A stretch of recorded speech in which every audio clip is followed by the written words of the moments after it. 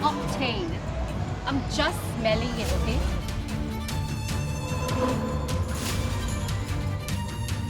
This one looks like kacang putih.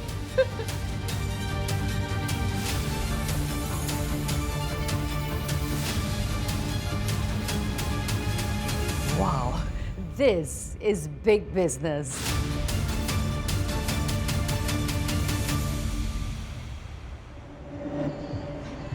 I am in the middle of a popular street in Sukhumvit, and this may look like a food truck, but there is half a street filled of these mobile trucks, and they are selling cannabis and cannabis-related products. As a matter of fact, they are just right next to the food stalls. No one, absolutely no one is batting an eyelid. This episode of Talking Point takes me to Bangkok, Thailand, where Singaporeans flock year-round for the food, the culture, the nightlife, and the shopping. Last year, more than 500,000 Singaporeans visited the Thai capital, making it one of the top 3 destinations in the world. But these days, Bangkok is becoming famous for something else: cannabis.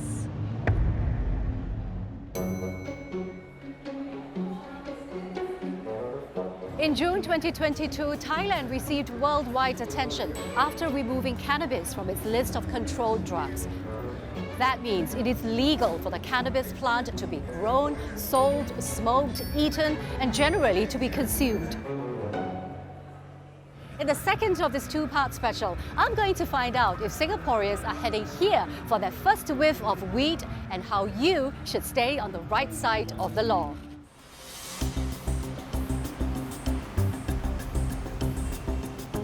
My first order of business, getting the inside scoop on what this law really means for tourists. I've set up a meeting with CNA's Thailand correspondent, Saksit Saisombat. He's asked me to meet him here at Thong Lo, the neighborhood where Thais come to party. Okay, so our iced lemon tea does not contain cannabis, right? That's what they're telling us, so we'll take their word for it. Cheers. Cheers. Before the decriminalization, you wouldn't see a lot of this. But then on the day after decriminalization, they came shooting out like mushrooms. There are so many different varieties and ways how they are selling weeds and cannabis products. I've seen trucks, I've seen shop fronts, I've seen hole in the walls, you name it all. So basically everything that you can imagine that is selling these products. What are the reasons for the decriminalization? Economic reasons definitely play a role, and there's the promise not only of a cash crop for agriculture, but also a promise of having a cannabis economic boom. So basically having a trickle effect on local communities and local businesses as well. I get the sense that retailers and businesses are jumping on the weed wagon. It's a fear of missing out. Oh, yeah. We better get in on this. Is that what's happening? And also large corporations are jumping on the bandwagon as well. They are also looking to invest in cannabis-related products as well. Okay, so it's really show me the money. It's all about money. How aggressive has the marketing been? Well, there's only one way to find out. Let me show you.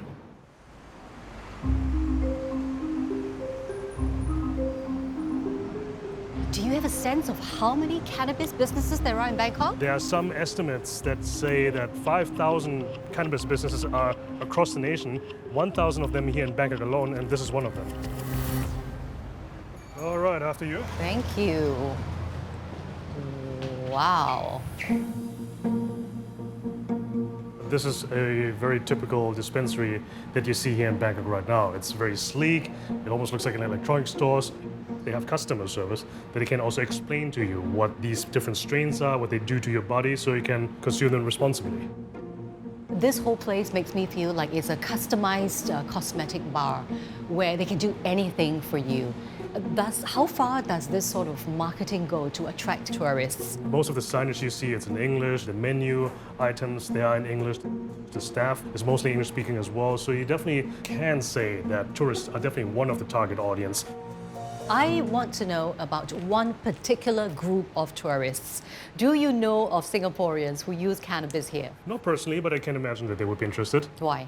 But because, there's the allure of not only is it legal, and you have also the whole a selection of different products to try on as well. And if you are curious, then Thailand would be probably the first place to come to.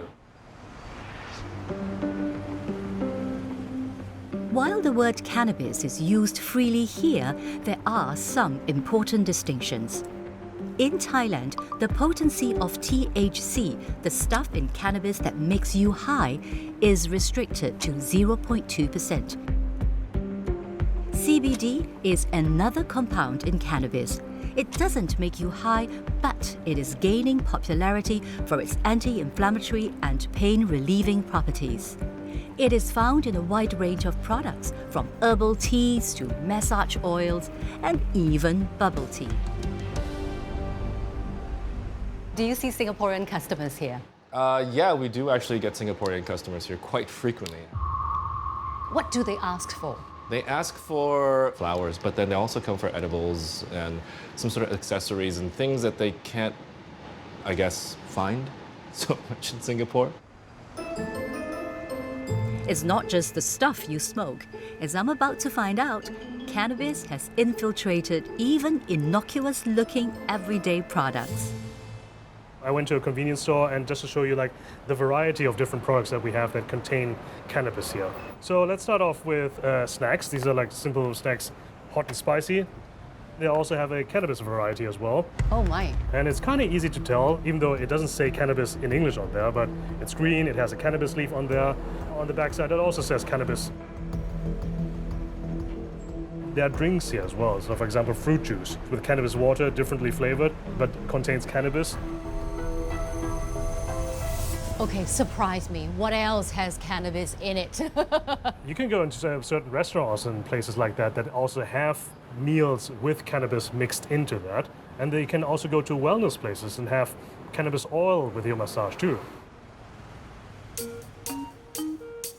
Kitty Chopaka is known as Thailand's Ganjapreneur, and she is one of the country's biggest cannabis advocates.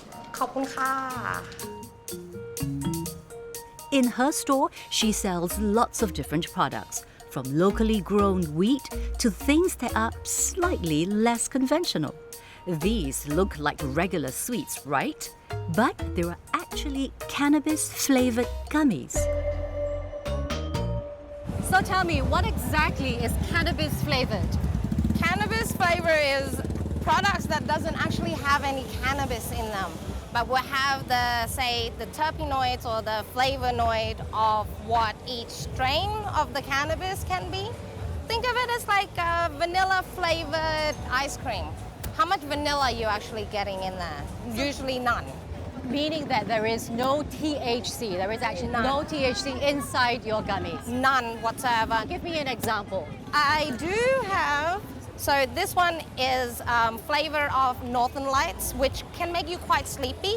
Oh. And by having it, think of it as like you're having a lavender tea. So it's the aromatherapy that's kind of helping you and make you think that you're feeling the effects. Okay, so it's not exactly like a regular flavored gummy.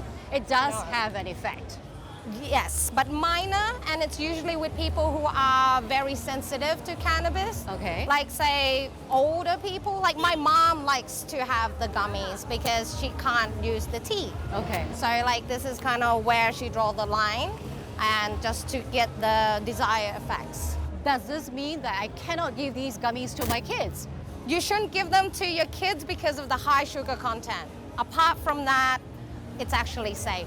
My kids do ask for them every now and again, but they know that it's because of the whole, it's a gummy thing more than anything else.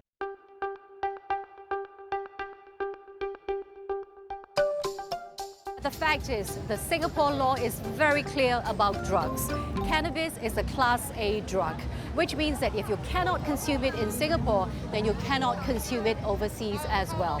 If you are caught taking cannabis, it could mean up to 10 years in prison or a fine of 20,000 Singapore dollars. But what if I tried these cannabis-flavored gummies or any other cannabis-flavored food or drinks? Since they shouldn't contain any THC, would I still run afoul of the law? Before I left for Bangkok, I ran a few polls. I wanted to know how well Singaporeans know our country's drug laws. And the first question I asked was about cannabis-flavored products. Most of you said to stay clear. So, are all cannabis-flavored foods and drinks a no-go?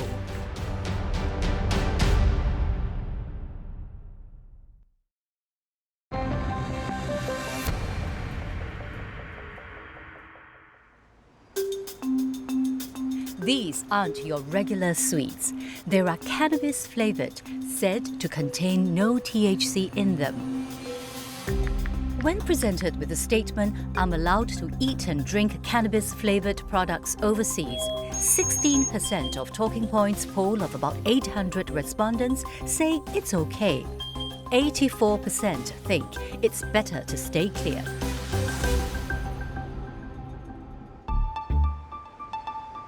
Even though consuming cannabis is illegal, Singapore's Drug Enforcement Agency tests for THC.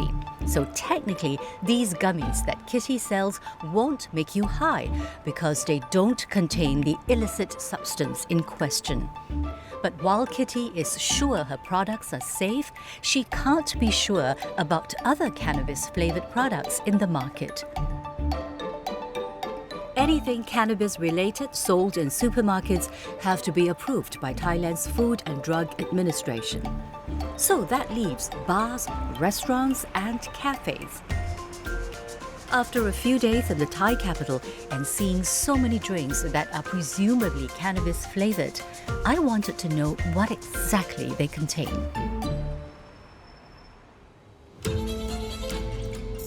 So I'm doing a test here in Bangkok. I'm choosing a small sample of cannabis-flavored drinks Thank you. that would appeal to the curious and sending them to a lab to be tested for levels of THC.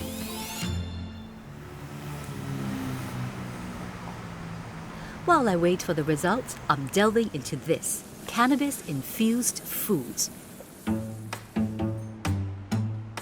Here at upscale Q Kai Ka, they've been serving up cannabis dishes since the law change.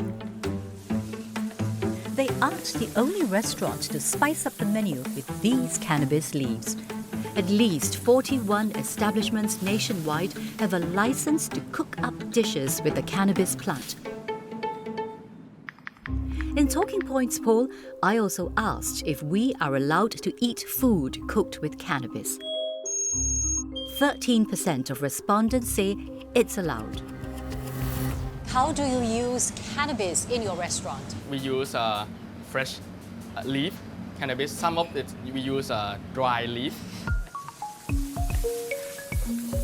We use cannabis leaf to help our customer relax a bit, but not to the point that they're getting high. Another property of the cannabis is to enhancing the flavor of the dishes.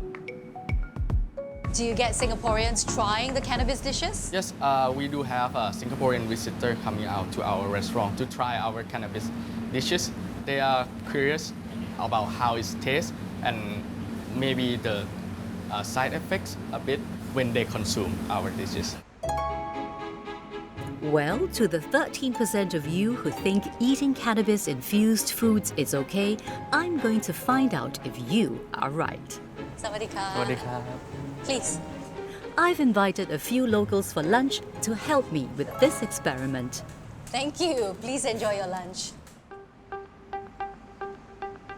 They will all be eating the same dishes: cannabis leaf omelette, stir-fried chili pork with cannabis leaves, and cannabis leaf tempura.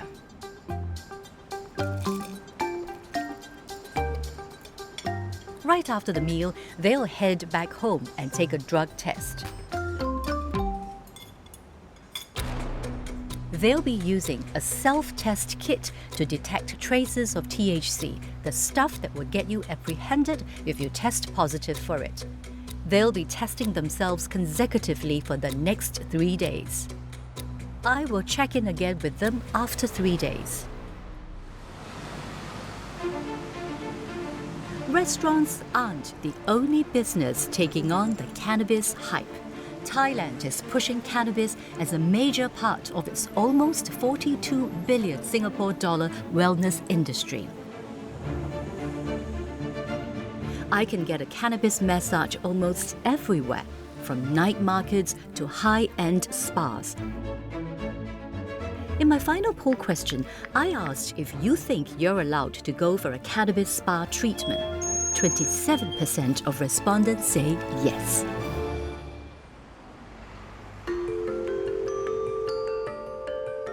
In the 2 months since Healthland Spa and Massage introduced cannabis treatments to their menu, they have seen demand increase by 100%. What is a cannabis treatment like? นวดCBD นี่จะเป็นเหมือนนวดทั่วไปนะครับผมแต่ว่าเป็นนวดน้ำมันเป็นนวดเหมือนนวดน้ำมันทั่วไปนะครับแต่ว่าจะต่างกันที่ว่าน้ำมันเนี่ยเราจะเป็นน้ำมันของน้ำมัน CBD oil ผสมในน้ำมันอีกทีหนึ่งด้วยนะครับ Do you get Singaporeans coming here to do the cannabis massages? ใช่ครับผมคนสิงคโปร์ก็มากันเยอะครับผมก็แนะนำนวด CBD เนี่ยครับผม The CBD oil that you use, do you know if there is any THC in there? ไม่มีครับไม่มีCSC อันนี้ไม่มีครับผมไม่มีสารที่ทำให้เมาหรือว่าอะไรไม่มีครับอันนี้เป็นการสกัดมาแล้วครับผมซึ่งจะไม่มีสารตัวนี้ครับ At this research cluster, rows of cannabis plants are being grown. They are then developed into various CBD wellness products, from hand creams to skincare. Dr. Songkano Vimalmankam leads the research here.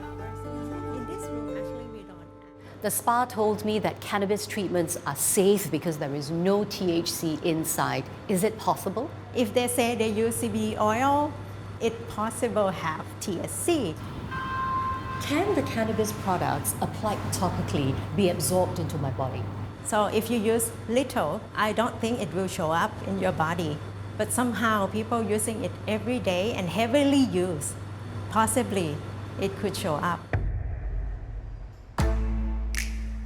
If the CBD products you're using contain THC, and if you are using them regularly, you may end up with THC in your system. But as a one-off while you are holidaying, a cannabis spa treatment using CBD products is unlikely to get you in trouble back home. Meanwhile, the test results on my food tasters and cannabis-flavored drinks are out. I'm about to get some shocking news.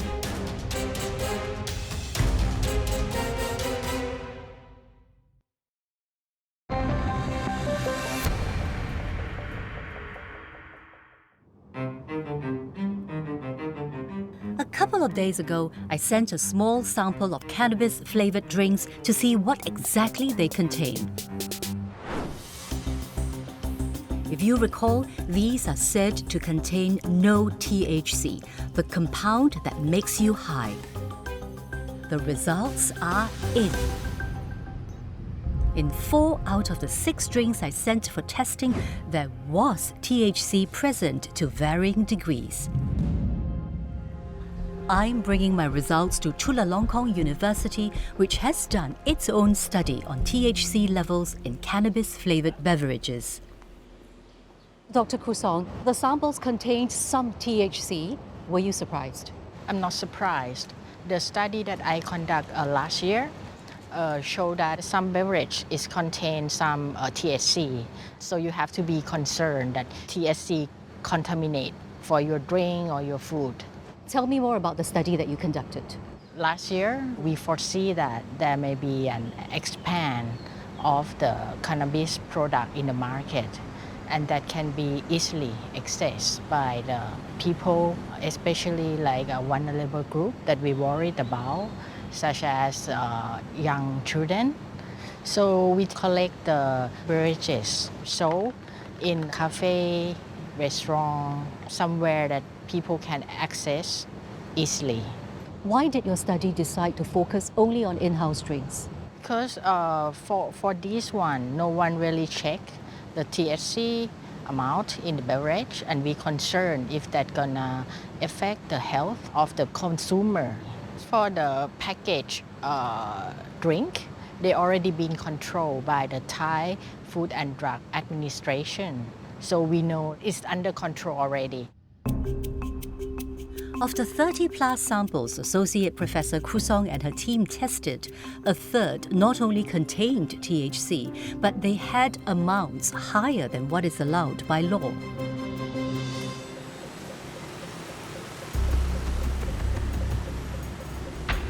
Eating or drinking cannabis-flavored food and beverages could mean you are accidentally consuming high levels of THC. So, is it a case of what happens in Bangkok stays in Bangkok? 3 days ago, I invited 4 Thais for a meal where they ate 3 different dishes cooked with cannabis leaves. And I got them to take a drug test right after the meal and for 3 days straight after.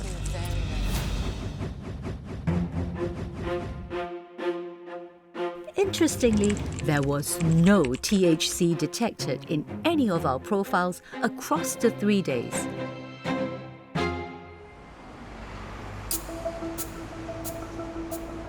I'm heading to the Center of Addiction Studies to make sense of these results.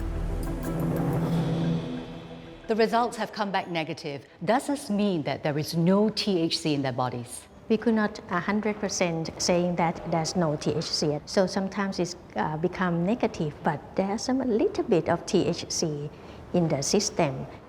Because the THC in the leaves, there's very low concentration.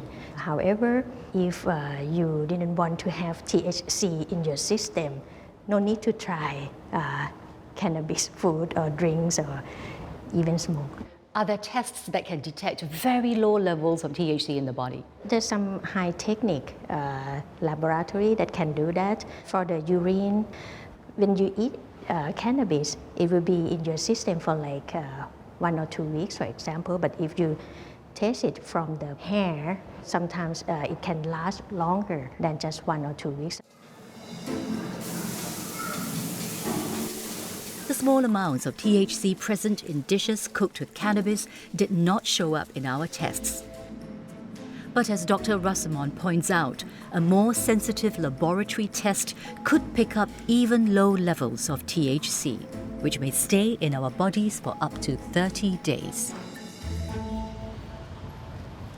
Here in Bangkok, cannabis has gone mainstream. People are not just smoking weed, they're also eating it in gummies, drinking it in bubble tea, and relaxing with cannabis spa treatments. It all seems very harmless and normal, but that's where things get tricky. So as Thailand works to regulate this new sector, I'll be careful about what's on offer and stay on the right side of the law.